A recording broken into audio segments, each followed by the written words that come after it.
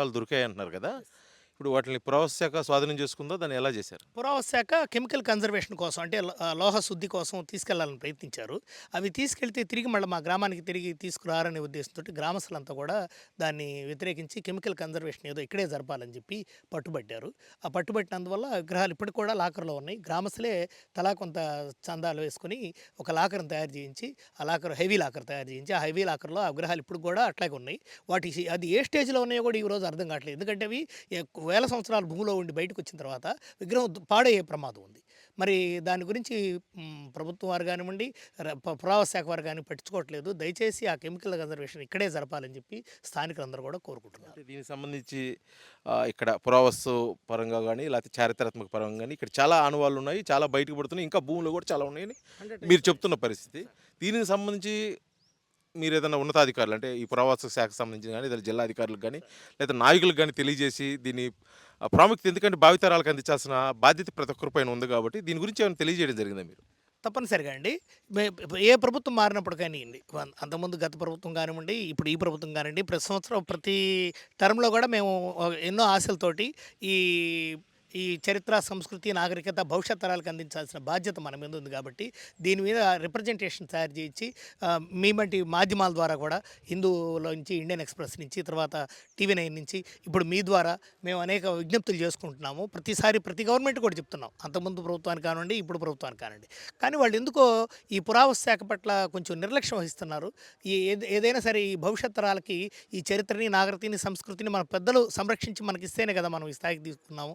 రేపు ఈ భవిష్యత్ తరాలు కూడా మనం అందించాల్సిన అవసరం ఎంతైనా ఉంది కాబట్టి దీని మీద దయచేసి ప్రజాప్రతినిధులు అందరూ కూడా మేము చేసే కైండ్ రిక్వెస్ట్ ఏంటంటే, ఇట్లాంటి అద్భుతమైన ప్రకాశం జిల్లాలో ఇప్పుడు ఒకటే మ్యూజియం. అంతకుముందు చందవరం, కనపర్తి 2 ఉండేవి. ఇప్పుడు ఒకే మ్యూజియం. అది జిల్లా కేంద్రానికి అతి దగ్గరగా ఉంది. జిల్లా కేంద్రానికి అతి దగ్గరగా ఉంది. అది అంతేకాకుండా ఇక్కడ 3 డైమెన్షన్స్ ఉన్నాయండి. 3 కోణాలు. ఒకటి అద్భుతమైన సముద్ర తీరం ఉంది. సముద్ర తీరం కళింగపట్నం ఒరిస్సా దగ్గర నుంచి నాగపట్నం తమిళనాడు దాకా ఉన్న సముద్ర తీరాల్లో కనపర్తి సముద్ర తీరం ప్లాట్ బీచ్ అండి. ప్లాట్ బీచ్ అంటే సమాంతర ఒడ్డు. ఇది పర్యాటకులకు చాలా అనుకూలంగా ఉంటుంది. డెప్త్ బీచెస్ షిప్ ట్రాన్స్‌పోర్ట్‌కి బాగా పనిచేస్తాయి. కాబట్టి అట్లాంటి అద్భుతమైన జియాలజిస్టుల అంచనాల ప్రకారం చాలా ప్లాట్ బీచ్ ఇది. అంటే దీంట్లో ఒక 5, 6 ఒక 2, 3 కిలోమీటర్ల ఇంతా కూడా 10 అడుగుల కంటే ఎక్కువ లోతు ఉండదు. ప్రమాదాలు ఉండవు. అదొకటి. అది సువిశాలమైన సముద్ర తీరం. రెండవది అద్భుతమైన పర్యాటకానికి అనుకూలమైనటువంటి ఈ టెంపుల్స్, పౌరాణిక టెంపుల్స్. చోళమాంబ దేవాలయం ఉంది. చోళాస్ నిర్మించారు అప్పట్లో క్రీస్తు 7వ శతాబ్దంలో.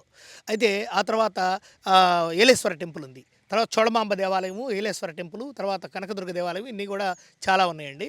మరి ఇవన్నీ ఉన్నా కూడా ఈ పౌరాణిక పరంగా చూస్తే అవి చూడొచ్చు. పర్యాటక పరంగా చూస్తే సముద్ర తీరం ఇవన్నీ చూడొచ్చు. తర్వాత మరి మూడో అంశం ఏంటంటే ఇక్కడ కొఠార్లు కానివ్వండి, తర్వాత ఇవన్నీ కూడా చాలా అద్భుతంగా ఉంటాయండి ఇక్కడంతా కూడా విజువల్‌గా చూడటానికి.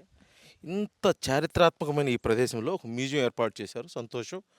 ఈ మ్యూజియంలో సిబ్బంది సరిగా ఉన్నారా? లేరనేది మాకు ఇదంతా చూస్తుంటే ఒక డౌట్ ఉంది. ఎంతమంది సిబ్బంది ఉన్నారు? ఎవరెవరు ఉన్నారు? ఎవరెవరు ఉండాల్సుంటది? మొదట్లో ఆర్కియాలజీ ఏడీ గారు ఉండేవాళ్ళండి. ఆయన మన జిల్లా వ్యాప్తంగా ఉండేవారు. 3 జిల్లాలకి నెల్లూరులో ఉండేవారు. వారు కాకుండా కేర్ టేకర్ ఉండేవాళ్ళు. మ్యూజియం కేర్ టేకర్ అని చెప్పి ఒక వ్యక్తి ఉండేవాళ్ళు. తర్వాత వారే గైడ్ చేస్తూ ఉండేవాళ్ళు.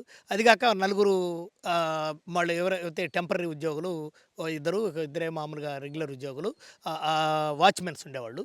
ఇప్పుడు కేవలం నలుగురు వాచ్‌మెన్స్ తోటి రన్ అవుతుందండి. కేవలం ఇప్పుడు ఆళ్ళలో కూడా ఒక వ్యక్తి పోయారు. ముగ్గురు వాచ్‌మెన్స్ తోటే రన్ అవుతుంది. చాలా బాధాకరం అండి. ఇక్కడ గైడ్ లేరు ఎవరన్నా దీని గురించి చెప్పడానికి. చాలామంది పిల్లలు వస్తుంటారు. మామూలుగా పర్యాటక ప్రాంతం సందర్శించడానికి స్కూల్ బస్సుల్లో, తర్వాత దేవుడిని వేలేశ్వరుని సందర్శించుకోవడానికి వస్తుంటారు. ఈ గణేష్ నిమజ్జనం టైంలో విపరీతంగా తాకిడి ఉంటుంది ఆర్కియాలజీ మ్యూజియంకి. ఇక్కడ మాత్రం వాళ్ళు ముగ్గురు ఎంప్లాయీస్ తోటే, అది కేవలం వాచ్‌మెన్స్ తోటే ఈ మ్యూజియంను నడపడం అనేది కూడా చాలా బాధాకరమైన విషయం. మరి దీనికి పూర్వం తేవాలంటే కేర్ టేకర్ ఉండాలి, గైడ్ ఉండాలి. ఆర్కియాలజీ మ్యూజియాన్ని డెవలప్ చేయడం కోసం అన్ని రకాల చర్యలు తీసుకోవాలి. మరి జిల్లా కేంద్రానికి దగ్గరగా ఉన్నటువంటి మ్యూజియం పట్ల సంబంధిత అధికారులు ఇప్పటికైనా చొరవ తీసుకొని దానికి అభివృద్ధికి కృషి చేస్తారని చెప్పి ఆర్‌టీఓ వారి ద్వారా తెలియజేసుకుంటున్నాం.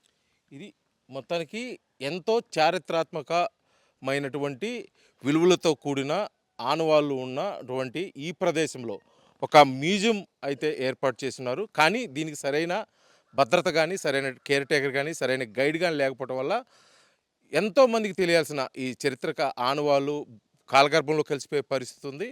అంతేకాకుండా ఈ ప్రదేశంలో ఇంకా పురావస్తు శాఖ వారు పరిశోధనలు జరిపితే ఇప్పటి వరకు వెలుగు తీయలేని విషయాలు కూడా ఇంకా భూలో నిక్షిప్తమై ఉన్నాయి కాబట్టి అవన్నీ బయటకు తీయాల్సిన ఆవశ్యకత ఉంది.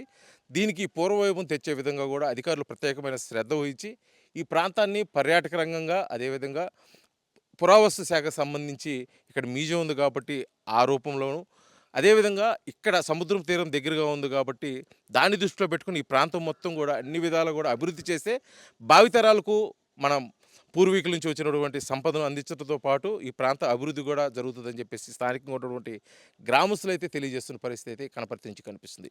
వీడియో జర్నలిస్ట్ లక్ష్మణ్తో శ్రీనివాస్, ఆర్టీవీ, కనపర్తి, ప్రకాశం జిల్లా. Local to global news at your finger tips.